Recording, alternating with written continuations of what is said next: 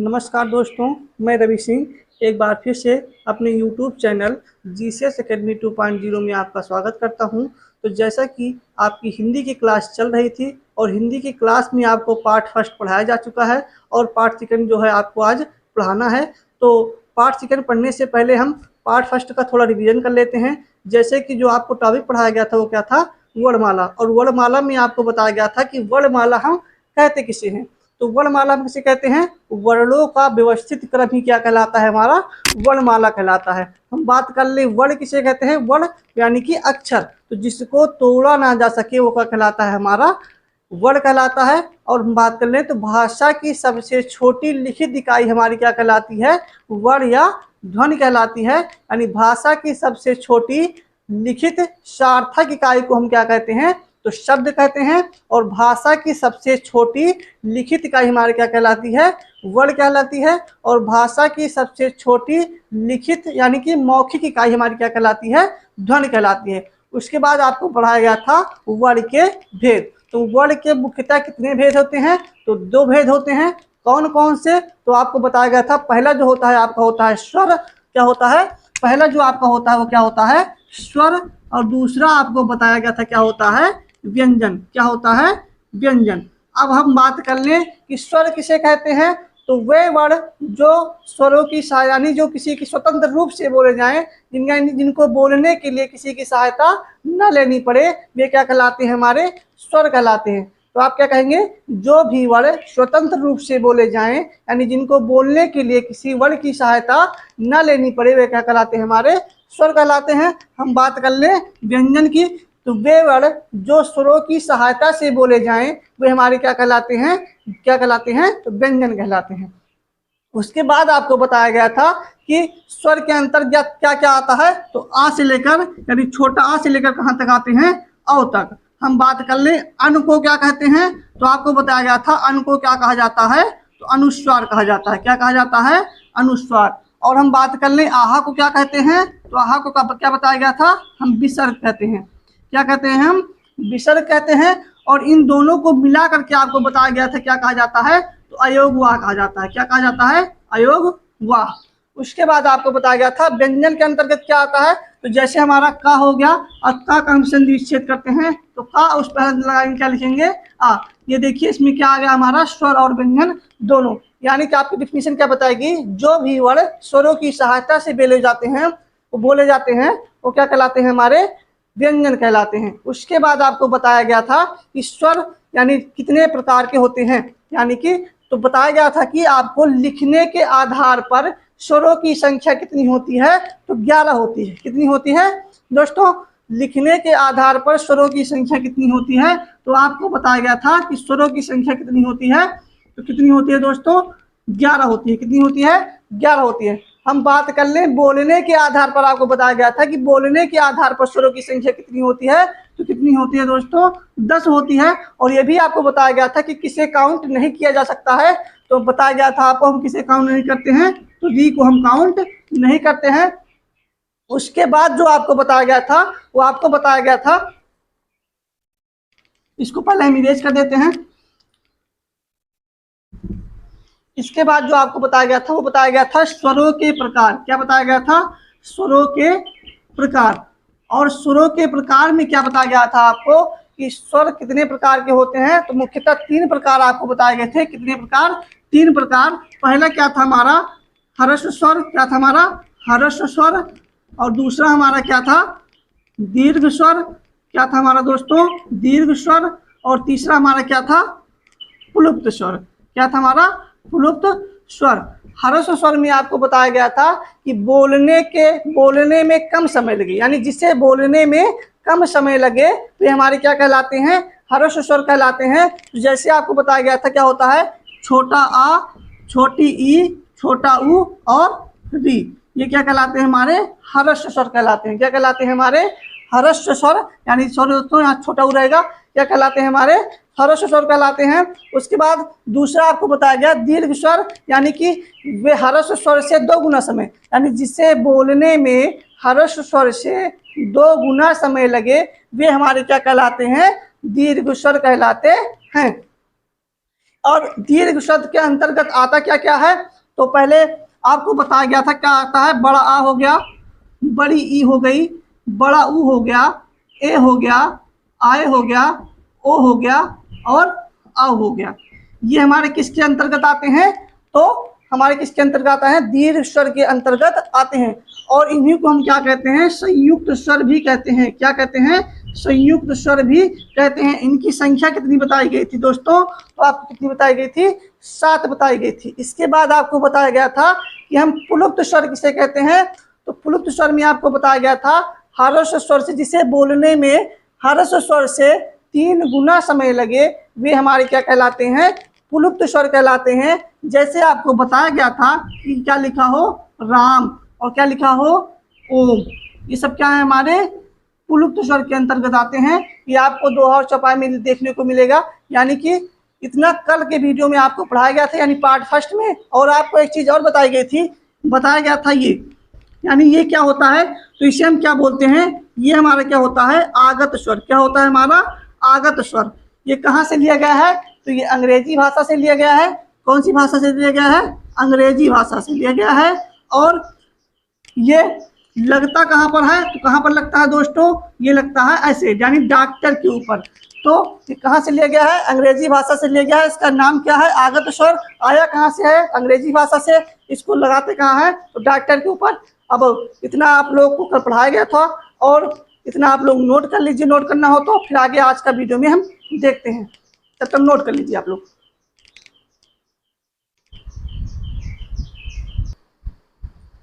तो चलिए दोस्तों, तो कल के वीडियो में जो आपको पढ़ाया गया था उसका रिवीजन आज हो चुका है।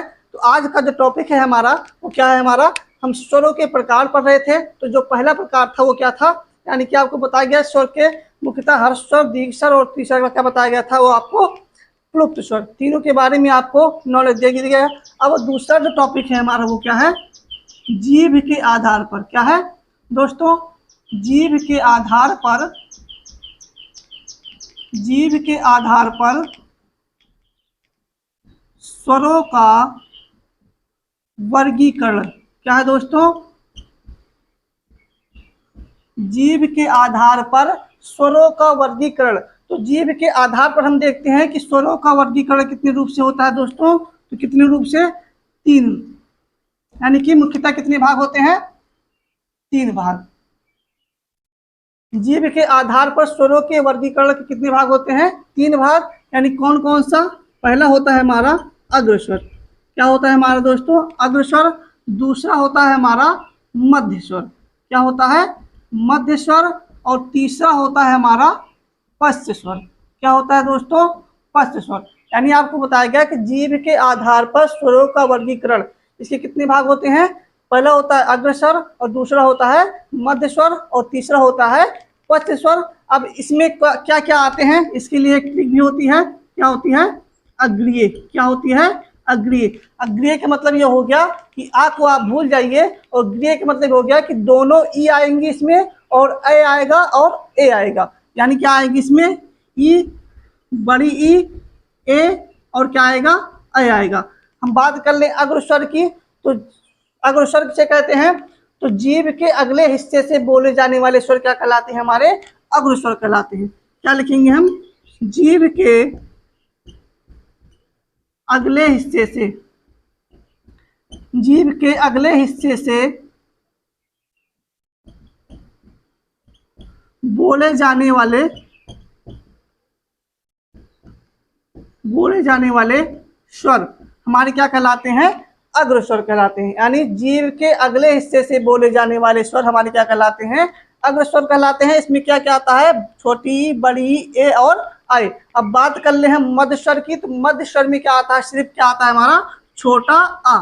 मध्य स्वर में क्या आता है हमारा? छोटा आ।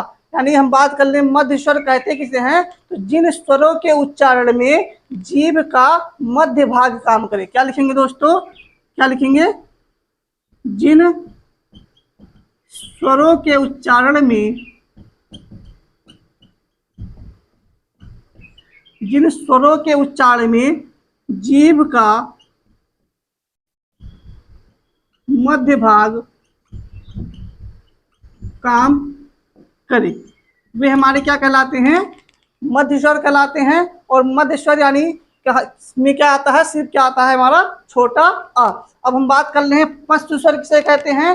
तो पश्च स्वर के अंतर्गत क्या आता है, छोटा आ हमारा हो गया और ई हो गए दोनों, और ए हो गए और ए हो गए। बच्चा क्या है हमारा, बड़ा आ बचा है, और क्या बचा है, बड़ा ऊ बचा है, छोटा ऊ बचा है, ओ बचा है और ओ बचा है। ये हमारे किसके अंतर्गत आते हैं, तो किसके अंतर्गत, पश्च स्वर के अंतर्गत। अगर हम बात कर ले पश्च स्वर किसे कहते हैं, तो यानी कि पश्च स्वर के अंतर्गत क्या आते हैं, तो इसकी डिफिनेशन की बात कर लें तो लिखते हैं हम, जिन स्वरों के उच्चारण में, जिन स्वरों के उच्चारण में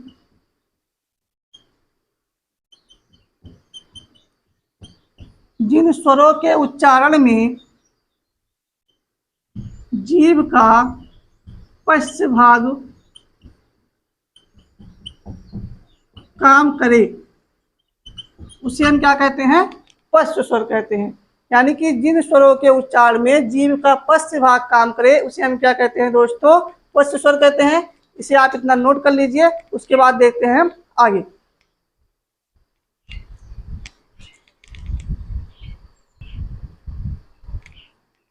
चलिए, हमारा मानना है आप लोग इसे नोट कर चुके हैं होंगे। अब हम देखते हैं आगे का टॉपिक। तो जो हमारा आगे का टॉपिक है, आपने भी पढ़ा कि जीभ के आधार पर स्वरों का वर्गीकरण। अब हम आगे देखते हैं। तो जो हमारा आगे का टॉपिक है वो क्या है हमारा, तो दोस्तों क्या है, देखते हैं। मुख खुलने के आधार पर, क्या है, मुख खुलने के आधार पर, मुख खुलने के आधार पर स्वरों का वर्गीकरण। क्या है दोस्तों, मुख खुलने के आधार पर स्वरों का वर्गीकरण। तो मुख खुलने के आधार पर स्वरों का वर्गीकरण कितने प्रकार से होता है, तो 4 प्रकार से। कितने प्रकार से दोस्तों, 4 प्रकार से। चलिए देखते हैं कौन कौन से हमारे 4 प्रकार। तो पहला क्या है हमारा, जो पहला है हमारा वो क्या है हमारा, संवृत स्वर। क्या कहते हैं हम इसको, संवृत स्वर। क्या कहते हैं दोस्तों, संवृत स्वर। और दूसरा क्या है हमारा, अर्ध संवृत स्वर। क्या है हमारा दोस्तों, अर्ध संवृत स्वर। क्या है दोस्तों, अर्ध संवृत स्वर। और तीसरा क्या है हमारा, विव्रत स्वर। दोस्तों क्या है, विव्रत स्वर, विव्रत स्वर। और चौथा क्या है हमारा दोस्तों, अर्ध विव्रत स्वर। क्या है दोस्तों, अर्ध विव्रत स्वर। ये हमारे 4 टाइप होते हैं। यानी मुख खुलने के आधार पर स्वरों का वर्गीकरण कितने प्रकार से होता है, तो 4 प्रकार से। कौन कौन सा, संवृत स्वर, अर्ध संवृत स्वर, विव्रत स्वर और अर्ध विव्रत स्वर। अब संवृत स्वर में क्या क्या क्या आता है दोस्तों, तो छोटा ऊ आता है, बड़ा ऊ आता है, छोटी ई आती है और बड़ी ई आती है। और अर्ध संवृत स्वर में क्या आता है, तो हमारा ओ आता है और हमारा क्या आता है, ए आता है। क्या आता है, ओ और ए। क्या आता है दोस्तों, ओ और ए आता है। और हम बात कर लें विव्रत स्वर, तो विव्रत स्वर में सिर्फ हमारे क्या आता है, बड़ा। क्या आता है दोस्तों, बड़ा आ आता है। क्या आता है दोस्तों, बड़ा आ। अब अर्ध विव्रत स्वर में हमारा क्या आता है दोस्तों, तो छोटा आ यानी कि और ए। क्या आता है, छोटा आ, और ए। और क्या बचा है दोस्तों, और सब कुछ हो चुका है। यानी कि छोटा आ और ये क्या आते हैं हमारे अर्ध विव्रत स्वर के अंतर्गत आते हैं। अब हम बात कर लें कि संवृत स्वर किसे कहते हैं। दोस्तों बात कर लें संवृत स्वर किसे कहते हैं, जिन स्वरों के उच्चारण में मुख लगभग बंद हो। क्या लिखेंगे दोस्तों, जिन स्वरों के उच्चारण में, जिन स्वरों के उच्चारण में मुख लगभग बंद हो। तो जिन स्वरों के उच्चारण में मुख लगभग बंद हो वो क्या कहलाते हैं, हमारे संवृत स्वर कहलाते हैं। और जिन स्वरों के उच्चारण में मुख क्या हो दोस्तों, मुख क्या हो बंद हो, यानी कि क्या हो दोस्तों, जिन स्वरों के उच्चारण में मुख आधा बंद हो, लगभग बंद हो, समृद्ध स्वर कहलाते हैं दोस्तों। और हम बात कर ले आधे समृद्ध स्वर किसे कहते हैं दोस्तों, तो जिन स्वरों के उच्चारण में मुख क्या हो हमारा आधा, यानी कि क्या हो दोस्तों, आधा बंद हो, तो क्या हो, जिन स्वरों के उच्चारण में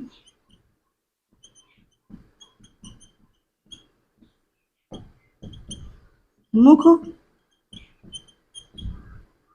आधा बंद हो, वो हमारे क्या कहलाते हैं दोस्तों, क्या कहलाते हैं, समृद्ध, यानी कि अर्ध समृद्ध स्वर कहलाते हैं। हम बात कर लें विवृत स्वर किसे कहते हैं, तो जिन स्वरों के उच्चारण में मुख क्या हो, खुला हो, मुख क्या हो, पूरा खुला हो, यानी कि जिन स्वरों के उच्चारण में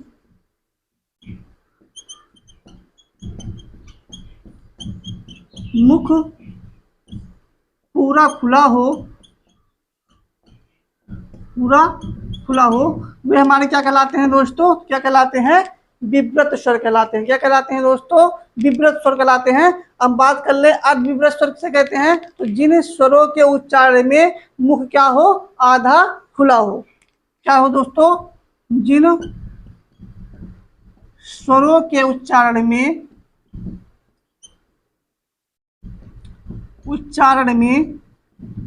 मुख आधा खुला हो, वो क्या कहलाते हैं दोस्तों, वो क्या कहलाते हैं, हमारे अर्ध विव्रत स्वर कहलाते हैं। आप इसे नोट कर लीजिए, उसके बाद हम देखते हैं आगे, यानी पहले आप इसे लोग नोट कर लीजिए।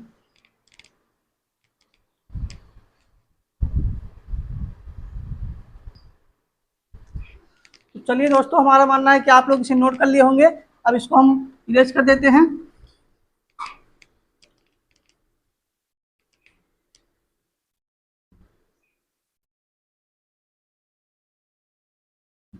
अब इसके बाद जो अगला हमारा टॉपिक होगा वो क्या होगा, ओष्ठाकृति के आधार पर, क्या होगा दोस्तों, ओष्ठाकृति, क्या होता है दोस्तों, ओष्ठाकृति के आधार पर स्वरों का वर्गीकरण, स्वरों का वर्गीकरण, क्या होता है दोस्तों, ओष्ठाकृति के आधार पर स्वरों का वर्गीकरण। तो स्वरों का वर्गीकरण कितने प्रकार से होता है दोस्तों, तो दो प्रकार से। कौन कौन सा होता है दोस्तों, तो पहला होता है हमारा वृत्तमुखी, क्या होता है दोस्तों, हमारा वृत्तमुखी, और दूसरा क्या होता है दोस्तों, हमारा आवृत्तमुखी, क्या है दोस्तों, हमारा आवृत्तमुखी।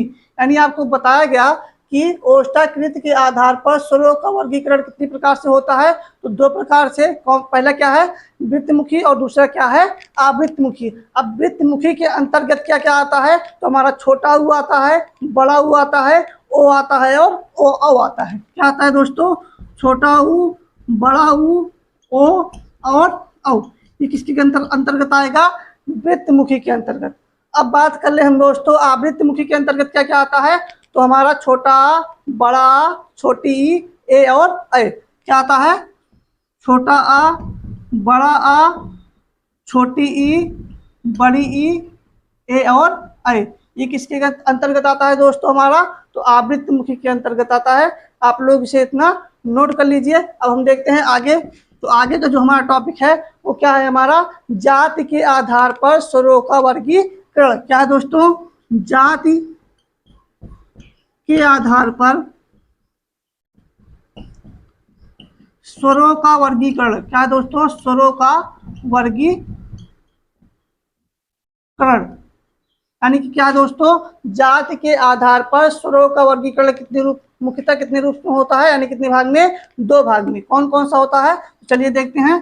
पहला जो हमारा है वो क्या है, जो हमारा पहला वो क्या है, सजातीय। क्या होता है दोस्तों, सजातीय। और दूसरा हमारा क्या होता है दोस्तों, दूसरा जो हमारा टॉपिक है वो क्या होता है, विजातीय। क्या होता है दोस्तों, विजातीय। क्या होता है दोस्तों, पहला हमारा है सजातीय और दूसरा क्या है हमारा दोस्तों, विजातीय। अब सजातीय के अंतर्गत क्या क्या आता है, छोटा, बड़ा, छोटी, बड़ी, छोटा ऊ और बड़ा ऊ। क्या क्या आता है दोस्तों, छोटा आ, बड़ा आ, छोटी ई, बड़ी ई, छोटा ऊ और बड़ा ऊ। ये किसके अंतर्गत आता है दोस्तों? तो सजातीय के अंतर्गत। क्या क्या? छोटा, बड़ा, छोटी, बड़ी, छोटा ऊ और बड़ा ऊ। और विजातीय के अंतर्गत क्या आता है?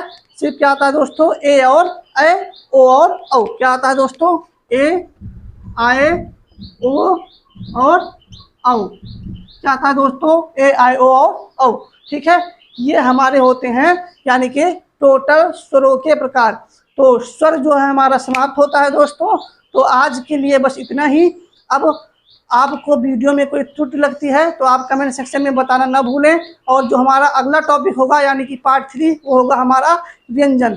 अगर आपको कुछ नहीं समझ में आया है तो आप कमेंट सेक्शन में ज़रूर बताइए। चैनल को सब्सक्राइब कीजिए, लाइक कीजिए, कमेंट कीजिए। आज के लिए बस इतना ही दोस्तों, धन्यवाद।